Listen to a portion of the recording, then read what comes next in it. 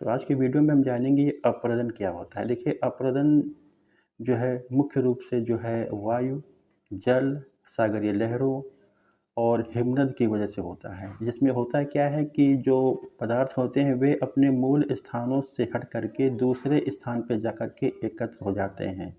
तो अपरदन की जो है प्रक्रिया की वजह से पृथ्वी की बनावट में अंतर देखने को मिलता है। जैसे कोई चट्टान सामने है जो है खुले मैदान में पड़ी हुई है, जब कुछ वर्षों के बाद आप देखते हो तो उसकी बनावट में अंतर देखने को मिलता है। यानी कि हवाओं के द्वारा, है ना?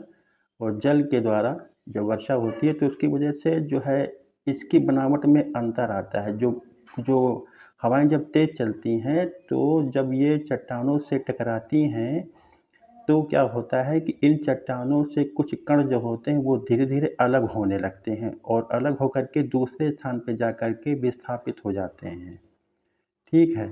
तो ये आज हम जानेंगे ये छत्रक शिला क्या होता है ना? मशरूम रॉक क्या होती हैं? देखिए खुले मरुस्थलीय भागों में, मैदानी भागों में जब हवाएँ तेज़ चलती हैं, तो जब हवाएँ तेज़ चलती हैं आप लोगों को ध्यान रखना है, ये जो आप रॉक देख रहे हैं ये पहले पूरी-पूरी इसकी जो बनावट होती है वो मतलब एक समूची जो है चट्टान होती है पूरी-पूरी ऐसे करके।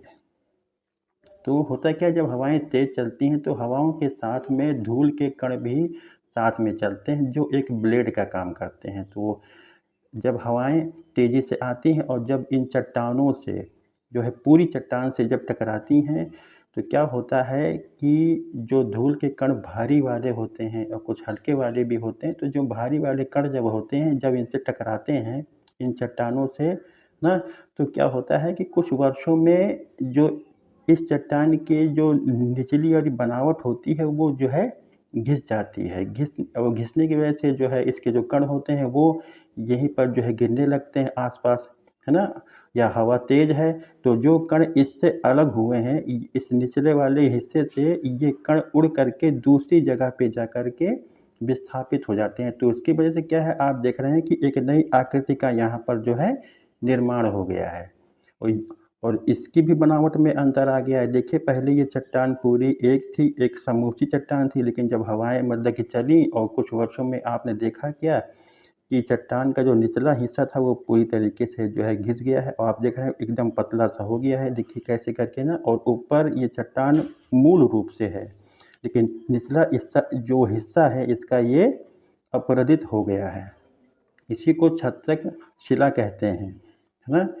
और छाते के जैसा ये देखिए दिख रहा है, तो ये किसकी वजह से होता है? ये हवाओं की वजह से होता है। हवा के साथ जो है उड़ने वाले धूल कण इन चट्टानों को घिस देते हैं और घिसने की वजह से जो कण इससे अलग होते रहते हैं और इसकी वजह से एक नई आकृति का निर्माण हो जाता है और जो कण इस मूल चट्टान से अलग हुए हैं, इस मूल चट्टान से अलग हुए हैं, वो यहाँ जाके एकत्र हो गए हैं।